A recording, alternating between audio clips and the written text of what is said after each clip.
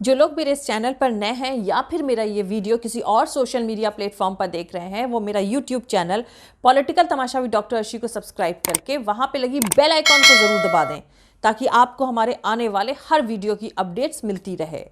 और दोस्तों, अगर आपको हमारा काम पसंद आता है, हमारे वीडियोस पसंद आते हैं तो www.patreon.com/dr अर्शी खान पर जाकर डोनेट करके आप हमारे काम को सपोर्ट कर सकते हैं।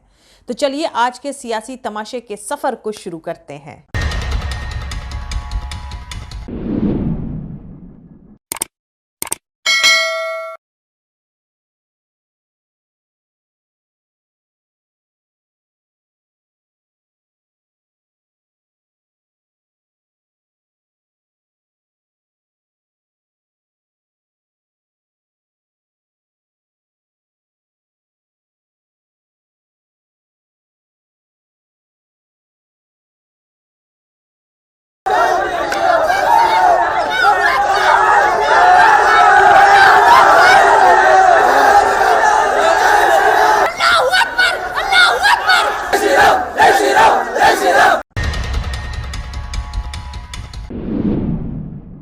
ईरान में इस्लाम के नाम पर जबरदस्ती लड़कियों को हिजाब पहनाना और भारत में स्कूल यूनिफॉर्म के नाम पर हिंदुत्ववादी ताकतों के जरिए मुसलमान लड़कियों का जबरन हिजाब उतारने की कोशिश करना, दोनों सत्ता की तरफ से औरतों को काबू करने की कोशिश है।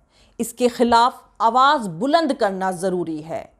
भारत में जिस आइडियोलॉजी की सियासत अभी सत्ता में है, वो मुसलमान लड़कियों को हिजाब और स्कूल में से किसी एक को चुनने के लिए मजबूर कर रही है। इसीलिए तमाम मुसलमान लड़कियों को लगता है कि इस वक्त बताना जरूरी है कि वो मुसलमान हैं, क्योंकि इस वक्त ये सियासत हो रही है कि पूरी की पूरी मुसलमान कम्युनिटी पब्लिक तौर पर दिखे ही नहीं, वो कहीं छिपे रहें, क्योंकि वो भारत में रहने के लायक नहीं है। वही ईरान में जो हो रहा है उसमें हिजाब तो सिर्फ एक सिंबॉलिक मुद्दा है। अब ये पूरा मामला औरतों के अपने हक की लड़ाई को चुनने का हो गया है। दरअसल ईरान में जो लड़कियां हिजाब के खिलाफ सड़कों पर प्रोटेस्ट कर रही हैं और भारत के कर्नाटक में जो लड़कियां हिजाब पहनना चाहती हैं, वो दोनों ही मांगे हकीकत में एक ही है। भारत में एक आइडियोलॉजी वाली सरकार कह रही है कि हिजाब पहनना पिछड़ेपन, ऑर्थोडॉक्स ट्रेडिशन या कट्टरवादी सोच की निशानी है। बीजेपी सरकार ये मानने को तैयार ही नहीं है कि ये किसी की अपनी पर्सनल राय या चॉइस हो सकती है। वहीं दूसरी तरफ ईरान की सरकार की भी यही सोच है कि आपको जो सरकार कहेगी वो करना ही होगा। दरअसल भारत और ईरान दोनों जगहों पर निशाना औरतें ही हैं, क्योंकि बात सिर्फ हिजाब की ही हो रही है। इसमें दाढ़ी, टोपी, तिलक या पगड़ी की कोई बात नहीं हो रही है। तो दोस्तों, ईरान और कर्नाटक दोनों जगहों पर सबसे बड़ा सवाल यही है कि औरतों की अपनी पसंद क्या है, और सरकार को इसे कंट्रोल करने का कोई हक नहीं है कि कोई लड़की क्या पहन रही है या कोई अपने फ्रिज में रखकर क्या खा रहा है। वैसे ऐतिहासिक तौर पर देखा गया है कि हिजाब कॉलोनियलिज्म के खिलाफ एक बेहद अहम सिंबल रहा है। इसीलिए भारत के कर्नाटक में कुछ मुसलमान लड़कियों का हिजाब को पहनने की मांग करना या फिर ईरान में एक खास किस्म के हिजाब को जबरदस्ती थोपने के खिलाफ खुलकर प्रोटेस्ट करना, दोनों ही सही है। तो दोस्तों, आपको बता दूं कि ईरानी कानून के मुताबिक पब्लिक प्लेसेस पर औरतों का हिजाब पहनना कंपलसरी है, वो भी इस तरह से कि औरतों के सिर का एक भी बाल नहीं दिखना चाहिए। महसा अमीनी ने हिजाब तो पहना हुआ था, लेकिन उनके कुछ बाल दिख रहे थे, इसीलिए पुलिस ने उन्हें हिरासत में ले लिया। दरअसल दोस्तों, ईरान की अपनी इस्लामिक इंटरप्रिटेशन के पालन के लिए एक खास तरह की पुलिस फोर्स मौजूद है, जिसे गश्त-ए-इरशाद कहा जाता है। इस खास पुलिस का काम इन्हीं इस्लामिक वैल्यूज को एश्योर कराना और उनकी डेफिनेशन के मुताबिक इनएप्रोप्रिएट यानी अनुचित किस्म के कपड़े पहने हुए लोगों को हिरासत में लेना है। पुलिस का कहना है कि हिरासत में लेने के बाद उनको दिल का दौरा पड़ा, जिससे 3 दिन बाद उनकी मौत हो गई। लेकिन महसा अमीनी की फैमिली का कहना है कि उन्हें पुलिस हिरासत में टॉर्चर किया गया था, जिसके चलते उनकी मौत हो गई है। और अब दोस्तों, ईरान में महसा अमीनी की मौत के बाद पिछले 9 दिनों से जबरदस्त प्रोटेस्ट जारी है। हकीकत यह है कि पूरा ईरान सड़कों पर है। 80 से ज्यादा शहरों से प्रोटेस्ट की खबरें आ रही हैं। इस दौरान प्रोटेस्टर्स और सिक्योरिटी फोर्सेस के बीच झड़पों में कम से कम 35 लोगों की मौत भी हो चुकी है और सैकड़ों सोशल वर्कर और सियासी विरोधी गिरफ्तार कर लिए गए हैं। एक अमेरिकी ऑर्गेनाइजेशन के मुताबिक मंडे से अब तक तकरीबन 11 पत्रकारों को भी हिरासत में ले लिया गया है। ईरान के कई इलाकों में इंटरनेट सर्विसेज या तो धीमी कर दी गई हैं या फिर पूरी तरह से बंद है। तो आपको बता दूं कि 22 साल की महसा अमीनी की फ्राइडे 16 सितंबर को मौत हो गई थी। उससे पहले वो 3 दिनों तक तेहरान के एक हॉस्पिटल में कोमा में थीं। 13 सितंबर को उन्हें पुलिस ने इसलिए हिरासत में ले लिया था क्योंकि पुलिस के मुताबिक उन्होंने अपने सर पर हिजाब को सही तरीके से नहीं पहना हुआ था और अब ईरान में औरतें जबरदस्ती हिजाब पहनने के कानून का विरोध करने के लिए अपने हिजाब को पब्लिक प्लेसेस पर खुलेआम जला रही हैं।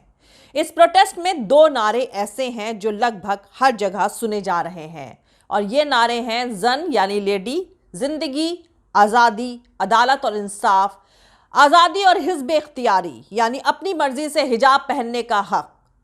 तो दोस्तों, महसा अमीनी की मौत का असल वजह चाहे जो भी रही हो, लेकिन उनकी मौत पर पूरी दुनिया से शार्प रिएक्शन आ रहा है। सड़कों से लेकर सोशल मीडिया तक और यूएन जनरल असेंबली के सेशन तक में उनका जिक्र हो रहा है। इसी मुद्दे से जुड़ी एक बेहद अहम बात यह है कि जानी मानी पत्रकार क्रिश्चियन अमनपौर ईरान के प्रेसिडेंट रईसी का न्यूयॉर्क में इंटरव्यू करने वाली थी। दरअसल यूएन सम्मेलन में शामिल होने के लिए ईरानी प्रेसिडेंट न्यूयॉर्क गए हुए थे, लेकिन इस इंटरव्यू को आखिरी वक्त में रद्द कर दिया गया क्योंकि प्रेसिडेंट रईसी चाहते थे कि पत्रकार क्रिश्चियन अमनपौर हिजाब पहनकर उनका इंटरव्यू करें। अमनपौर ने ऐसा करने से इनकार कर दिया और आखिरकार इंटरव्यू नहीं हो सका। खैर, अब ईरान में चल रहे प्रोटेस्ट के रेफरेंस में भारत को लेकर अहम बात यह है कि ईरान में औरतों के जबरन हिजाब के खिलाफ सड़कों पर उतरने को भारत में जोरदार सपोर्ट मिल रहा है। सोशल मीडिया प्लेटफॉर्म पर लोग इस बारे में खूब बहस कर रहे हैं और सबसे खास बात यह है कि भारत में राइट विंगर आइडियोलॉजी वालों से लेकर लेफ्टिस्ट यानी वामपंथी तक सभी ईरानी औरतों के इस प्रोटेस्ट का सपोर्ट कर रहे हैं। साथ ही भारत के मुसलमान भी खुलकर ईरान में जबरदस्ती हिजाब पहनाने के खिलाफ हो रहे प्रोटेस्ट का सपोर्ट कर रहे हैं। दुनिया भर के शिया मुसलमानों का ईरान से खास तरह का एक मजहबी लगाव है, लेकिन भारत समेत दुनिया भर के शिया मुसलमान भी इस वक्त ईरान की सरकार के बजाय वहां के लोगों के इस मास प्रोटेस्ट का सपोर्ट कर रहे हैं। लेकिन यहां पर समझने वाली बात यह है कि भारत में यह बहस और भी अहम इसलिए हो गई है क्योंकि सुप्रीम कोर्ट में कर्नाटक हिजाब मामले की सुनवाई अभी हाल ही में खत्म हुई है और सभी इस पर आने वाले फैसले का इंतजार कर रहे हैं। तो आपको बता दूं कि कर्नाटक में पिछले साल एक कॉलेज में मैनेजमेंट ने मुसलमान लड़कियों को हिजाब पहनकर क्लासरूम में दाखिल होने से मना कर दिया था। 6 लड़कियों ने इस फैसले का विरोध किया था और बिना हिजाब के क्लास में जाने से मना कर दिया था। उन्होंने अदालत का दरवाजा खटखटाया, लेकिन उन्हें कर्नाटक हाई कोर्ट से कोई राहत नहीं मिली। मामला आखिरकार सुप्रीम कोर्ट पहुंचा और अब सुनवाई के बाद सभी साइड्स फैसले का इंतजार कर रहे हैं। तो दोस्तों, अब सबसे अहम बात यह है कि जैसे ही ईरान के इस मौजूदा प्रोटेस्ट को कर्नाटक के हिजाब मामले से जोड़ा जाता है, भारत में लोगों की राय अलग हो जाती है। और हकीकत यह है कि भारत के कर्नाटक में कुछ मुसलमान लड़कियों का हिजाब को पहनने की मांग करना या फिर ईरान में खास किस्म के हिजाब को जबरदस्ती थोपने का विरोध करना, दोनों एक ही बात है। भारत में एक तरफ तो आईपीसी की धारा 354 के तहत यह कानून है कि औरतों को गलत कपड़े पहनना मतलब आउटरेज हर मॉडेस्टी पनिशेबल क्रिमिनल ऑफेंस है, तो वहीं दूसरी तरफ दलित औरतों के साथ रेप के मामले में ऐसे फैसले भी आए हैं जिनमें जज साहब ये कहते हुए पाए गए हैं कि ये हो ही नहीं सकता क्योंकि अक्यूज अपर कास्ट का ब्राह्मण है, वो दलित औरत को छुएंगे ही नहीं। दोस्तों, वहीं दूसरी तरफ भारत में अगर किसी किस्म का कपड़ा औरतों की मोबिलिटी को रोकता है तो औरतों ने उसका विरोध किया है। लेकिन कर्नाटक में देखा गया है कि हिजाब लड़कियों को एजुकेशन से रोक नहीं रहा है, बल्कि वो एजुकेशन हासिल करने का जरिया बन रहा है। इसीलिए तमाम तरह के आंदोलन से जुड़े लोगों ने हिजाब पहनने के मसले में अपनी सोच बदली है और कहा है कि अगर जो लड़कियां हिजाब पहनकर पढ़ना चाहती हैं तो खाली उनके हिजाब के पीछे नहीं पड़ना चाहिए। ईरान में इस्लाम के नाम पर जबरन हिजाब पहनाना और भारत में स्कूल यूनिफॉर्म के नाम पर मुसलमान लड़कियों का जबरन हिजाब उतारने की कोशिश करना सत्ता में मौजूद लोगों का सियासी तमाशा है, जिसके जरिए वो लोगों और सत्ता पर काबिज रह सकें। वहीं ईरान के इस आंदोलन को कुछ जानकार अमेरिकी साजिश भी करार दे रहे हैं, लेकिन इस पर तमाम जानकारों का कहना है कि जब अमेरिका कोई दमन करता है तो हम उसका विरोध करते हैं, लेकिन जब ईरान का तानाशाह औरतों की हत्या करेगा तो क्या उसके खिलाफ आंदोलन का हम इस वजह से साथ नहीं देंगे कि इससे अमेरिका भी खुश हो सकता है। वैसे दोस्तों, औरतों के हक के लिए किसी भी लड़ाई का साथ देना हर किसी की ड्यूटी होना चाहिए, चाहे वो किसी भी मुल्क में हो।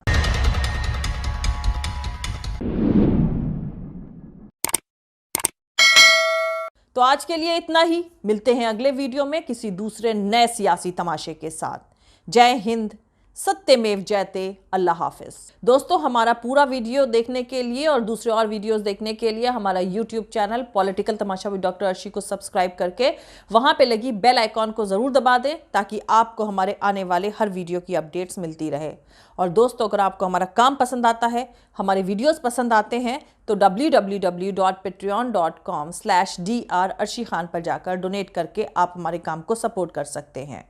दोस्तों, अगर आपको हमारा वीडियो पसंद आता है तो लाइक और शेयर करना हरगिज़ नहीं भूलें। आप हमें फॉलो भी कर सकते हैं हमारे ट्विटर, इंस्टाग्राम और फेसबुक पेज पर। मेरा ट्विटर हैंडल है @arshi_aziz khan। Thank you. मिलते हैं अगले वीडियो में।